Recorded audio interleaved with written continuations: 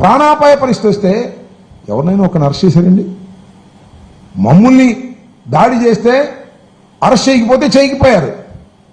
లోకేష్ ఏదో మీకు పర్మిషన్ ఇవ్వలేదు కాబట్టి మీ మనిషికి, మీ సెక్యూరిటీలో ఉన్నటువంటి మనిషికి, మమ్మల్ని కాపాడటం కోసం వచ్చినటువంటి మనిషికి దాడి జరిగి తలకాయ పగిలిపోతే ఎందుకు ఇంత నిర్లిప్తతగా ఉన్నారు?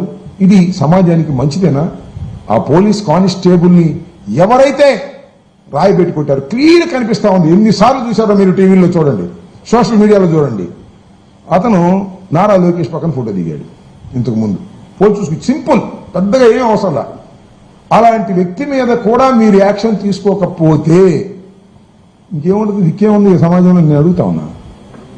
అదేమంటే మాయమడ రవిలు వచ్చారంట, మాయమడ సంఘ విద్రోహ శక్తులు వచ్చారంట. ఈనాడు రాస్తారు, ఆంధ్రజ్యోతి రాస్తుంది, ఈటీవీ చూపిస్తుంది, ఆంధ్రజ్యోతి చూపిస్తుంది, టీవీ5 చూపిస్తుంది. మా మీద కేసులు రిజిస్టర్ చేస్తారు. మా మీద ఎస్సీ ఎస్టీ అట్రాసిటీస్ కేసు పెట్టారు. అంటే మేము ఎస్సీని ఎస్టీని తిట్టాము. అక్కడికి తిట్టే అవకాశం ఉందా? ప్రపంచం అంతా చూస్తుంది కదా.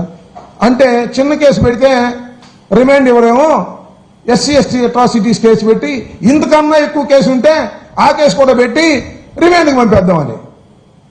రిమాండ్కి పంపితే భయపడతామని నేను అడుగుతున్నా. ఏమండి చంద్రబాబు నాయుడు గారు, మీరు రిమాండ్కి పంపితేను జైలుకి పంపితేను భయపడి పారిపోయేటటువంటి పరిస్థితి ఉందా ఇవాళ రాష్ట్రంలో? అడుగుతా ఉన్నా. ఇంత దారుణంగా చంద్రబాబు నాయుడు గారి ప్రభుత్వం వ్యవహరిస్తా ఉంది. బాధితులే నిందితుల్ని చేస్తుంది, దోషుల్ని నిర్దోషులు చేస్తుంది. ఇది చాలా ప్రమాదకరమైనటువంటి విషయం. మరోసారి చెబుతున్నా, అమరావతి ఒక అంతులేని కథ, పూర్తయ్యేది కాదది.